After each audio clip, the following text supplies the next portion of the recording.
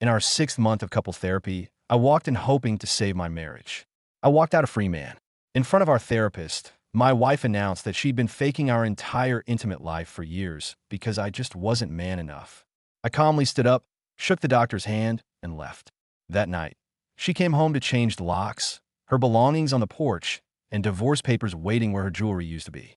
I walked into the sterile, beige-toned office of Dr. Martinez that Tuesday evening with a fragile, flickering ember of hope in my chest. At 34 years old, after 7 years of marriage, I was a man clinging to the belief that this, our 6th month of couples therapy, was the crucible where my relationship would be reforged. I genuinely believed we were making progress, chipping away at the silent, invisible wall that had grown between us. My wife, whose name I find difficult to even think now, was already there. She sat in her usual spot on the couch, a piece of furniture so devoid of character it seemed designed to absorb emotion rather than witness it. Her legs were crossed, her posture a study in defensive elegance, and she wore that familiar, distant expression that made her feel 1,000 miles away even when she was sitting right next to me. I settled into the cushion beside her, maintaining a careful distance, close enough for the therapist to see a united front, but far enough that the accidental brush of our knees was an impossibility. That calculated space, that silent negotiation of proximity, should have been my first clue that the war was already lost. Dr. Martinez, a woman whose professional neutrality was a fortress, opened her leather-bound notebook with a soft rustle. She smiled faintly and asked about our homework assignment from the previous week. The task had been simple, yet felt monumental: to have 3 meaningful, intentional conversations about our intimacy issues, the very chasm we were supposedly here to bridge. I took a breath and began to explain my attempts, detailing how I had tried to create a safe space for the conversation, how I had approached the topic gently, only to be met with evasion or a sudden, urgent need to do something else. I was mid-sentence when a sound cut through the quiet room, a sharp, brittle laugh from my wife. It was a sound completely devoid of humor, and it made my stomach plummet into a cold, dark abyss. She didn't look at me. Her gaze was fixed, laser-like, on Dr. Martinez. And then, with a casualness that was breathtaking in its cruelty, she spoke the words that would detonate my entire world. "The real issue, doctor," she began, her voice calm and clear, "is that I've been faking it. For years. The truth is, he's just not man enough for me." The words didn't just hang in the air. They saturated it, a toxic, invisible gas that sucked all the oxygen from the room. My mind struggled to process the sentence. Faking it. For years. Not man enough. It was a direct hit on the most vulnerable parts of a man's identity, a public execution of my masculinity in a place I had been led to believe was a sanctuary. I felt a hot, prickling sensation spread across my face and neck, the burn of pure, unadulterated humiliation. This was the woman who I had vowed to love and cherish, the person I had trusted with my deepest fears and insecurities, and she was laying them bare for a stranger, not with sadness or frustration, but with a chilling, clinical detachment. As if sensing she now had a captive audience, she continued, the words spilling out in a well-rehearsed cascade. She elaborated for Dr. Martinez, explaining how she had been pretending to be satisfied in our bed, how she had learned to perform pleasure because she felt sorry for me, pitted my earnest but, in her eyes, pathetic attempts. I risked a glance at our therapist. Her face remained a mask of professional composure, but I saw her eyes flick toward me for a microsecond, and in them, I saw it. Pity. That single, fleeting glance of compassion from a stranger felt like another stab wound. It confirmed my status as a victim, a fool who had been living in a carefully constructed illusion. My mind began to race. A frantic, horrifying slideshow of our most intimate moments. That weekend away for our anniversary, the whispered words in the dark, the shared smiles. Which of it was real? What percentage of my married life had been a lie? Was any of it genuine, or was it all just a long-running performance for an audience of one? My wife was on a roll now, detailing my myriad inadequacies as a partner and a lover. She spoke of how she had tried, in her own way, to guide me, to help me improve, but that she had eventually given up, resigning herself to her fate. She spoke about me as if I wasn't there, as if I were a case study in a textbook, a specimen to be dissected and analyzed. The clinical, dispassionate way she picked apart our shared life, our supposed love, made my blood run cold. And in that coldness, a new, terrible clarity began to dawn. This wasn't a desperate cry for help. This wasn't a clumsy, painful attempt to finally communicate her true feelings. This was an exit strategy. This was a premeditated act of character assassination. She was methodically building her case for why our marriage had to end, not because of mutual failings, but because of my fundamental inadequacy. She was using her therapist as an official witness, creating a documented record of my failures as a husband, as a man. In that instant, something inside me shifted. The searing pain of betrayal, the deep, gut-wrenching hurt, didn't disappear, but it began to change shape. It started to cool, to harden, to crystallize into something else entirely: resolve. I looked at the woman who had shared my life for 7 years, the woman I had promised to grow old with, and I saw a complete and utter stranger. A stranger who had been lying to my face every single day, who had allowed me to believe I was making her happy while she was secretly compiling a list of my shortcomings, a list she was now reading aloud to the world. She finally concluded her devastating monologue, leaving a profound and heavy silence in her wake.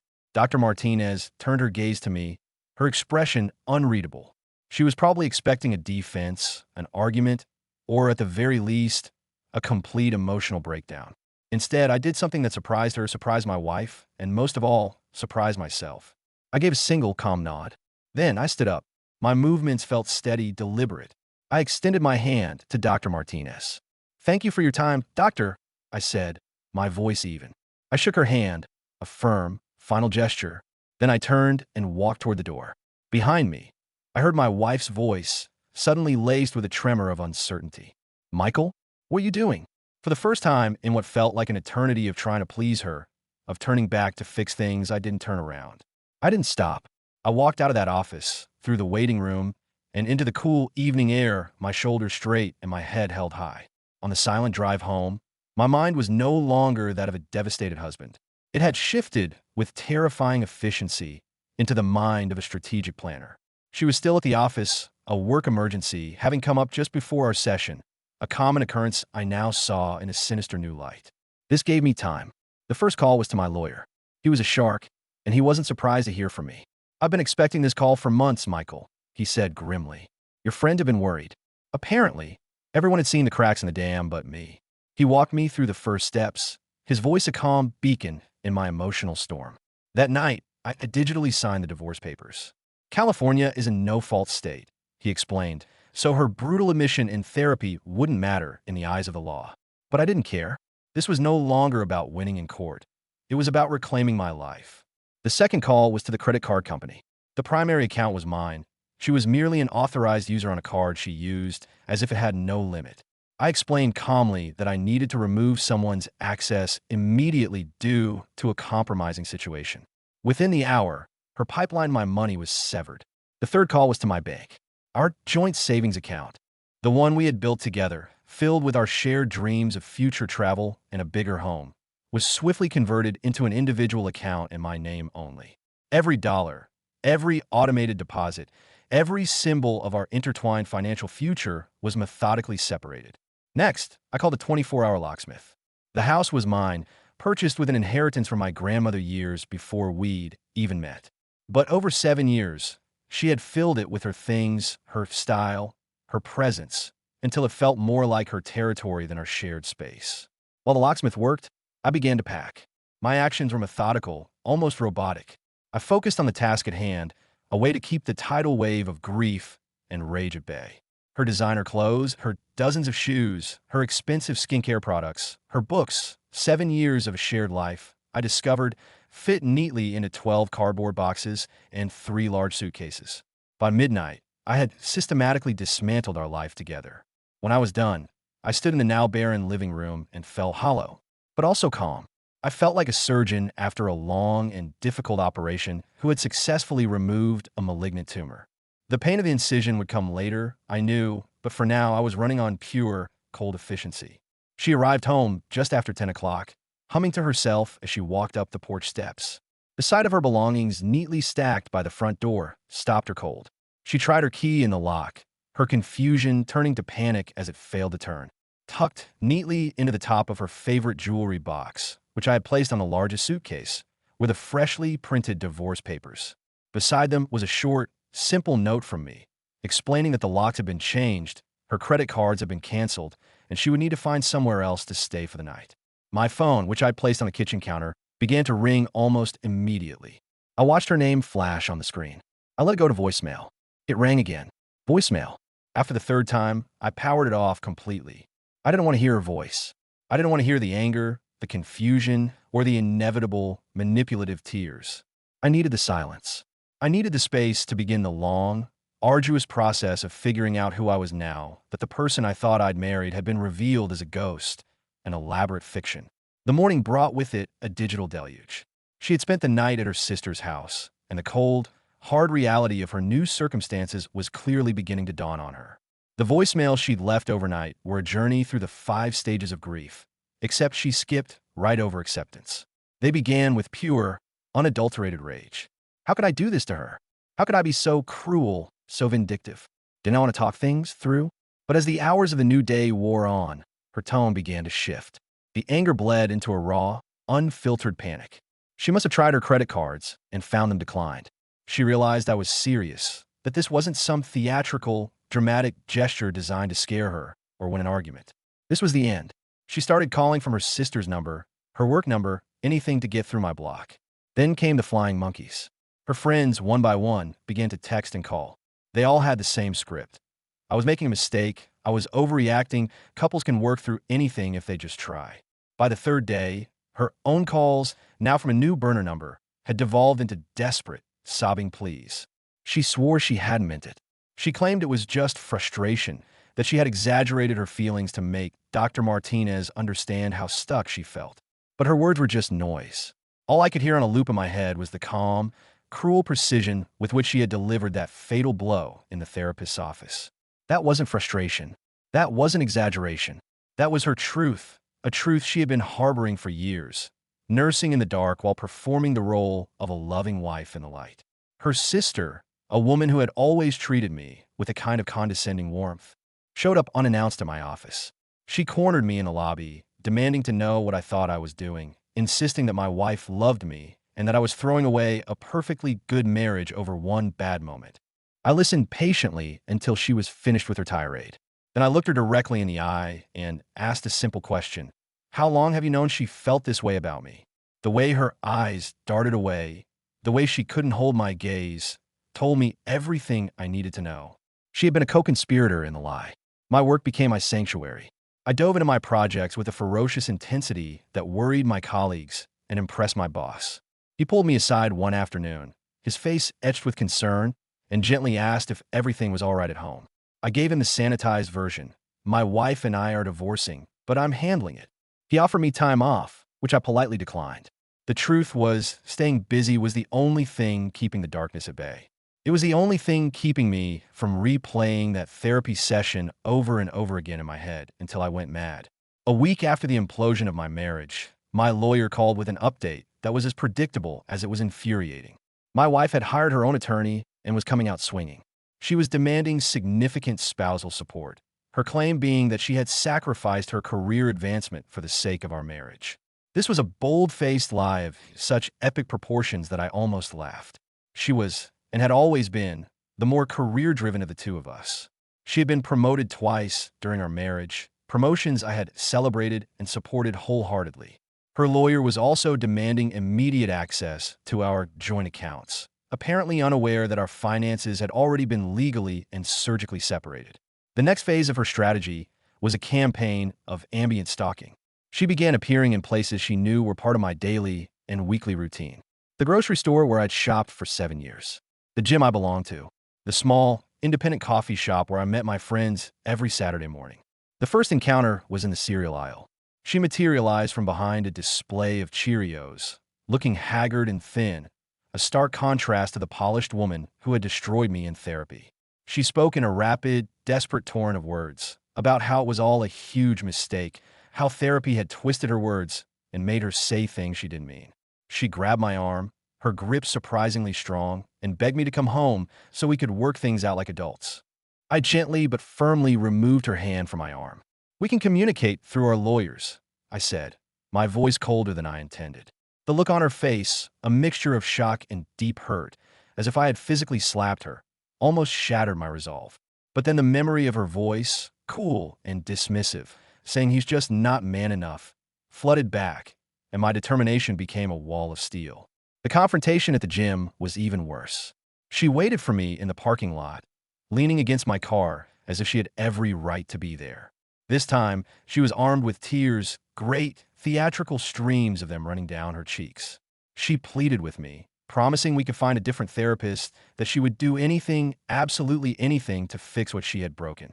She looked so small, so fragile and broken, that the old, familiar instinct to comfort her, to be her protector, rose up in me.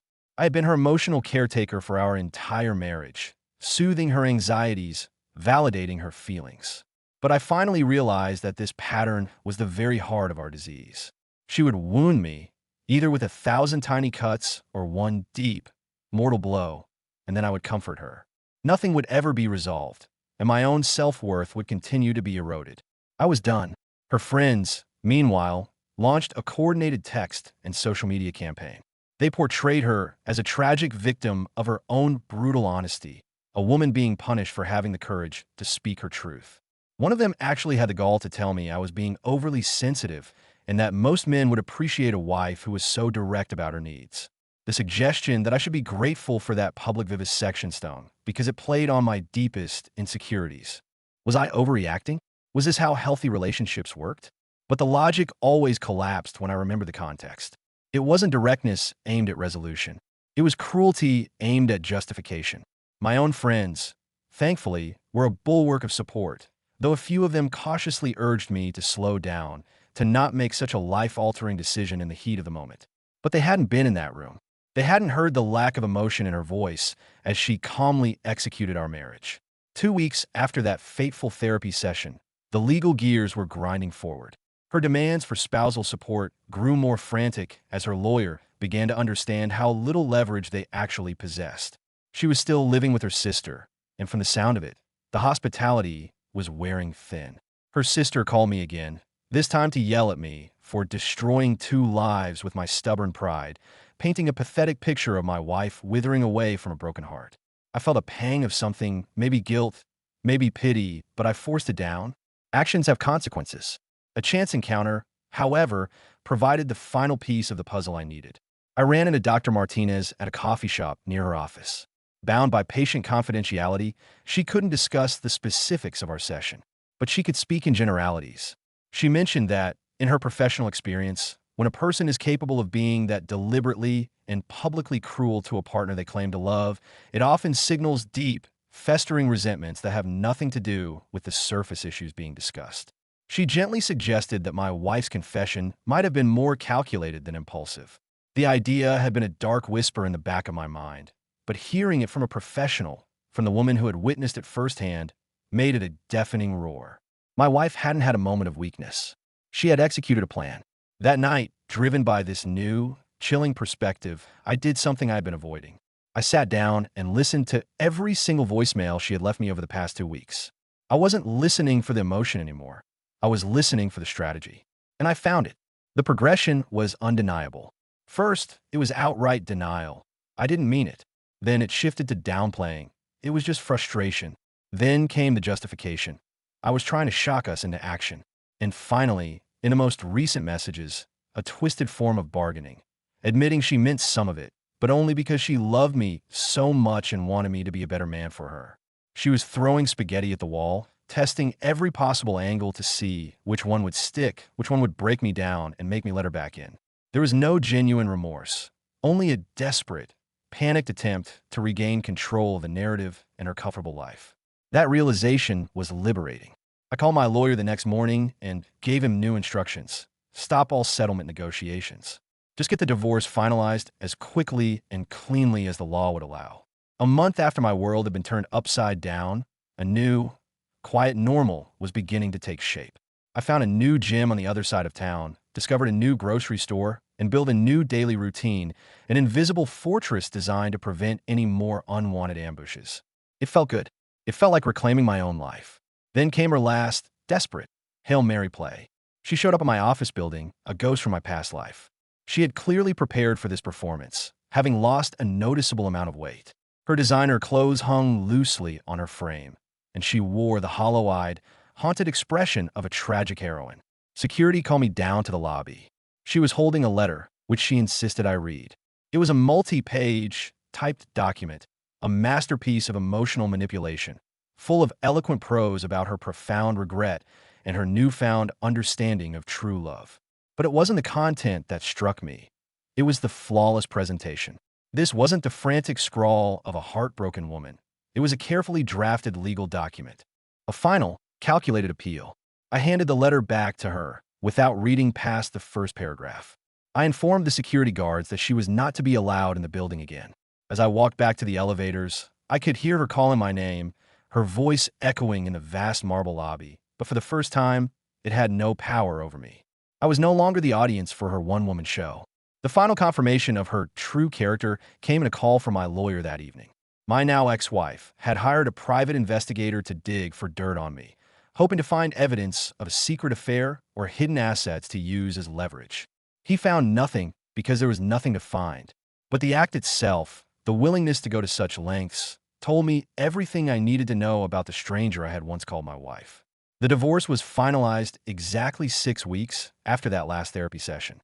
Faced with a losing battle, she had finally agreed to a fair and standard settlement. She received half of the assets we had accumulated during our 7 years together, and I kept the house and the retirement accounts that were mine long before she entered my life. In the courtroom, she tried to catch my eye, to send one last silent plea. I kept my gaze fixed on the judge, listening to the words that officially dissolved our union with the detached focus of someone closing a business deal.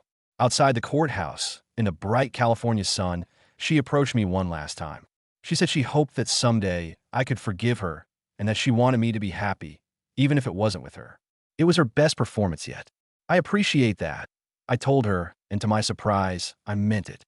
Not because I forgave her, but because I was finally, truly ready to be indifferent. I was ready to stop caring about her apologies, her justifications, her emotional state. For 7 years, she had been the sun around which my emotional world revolved. Now, she was just a stranger. Walking to my car, a feeling I hadn't experienced in years washed over me.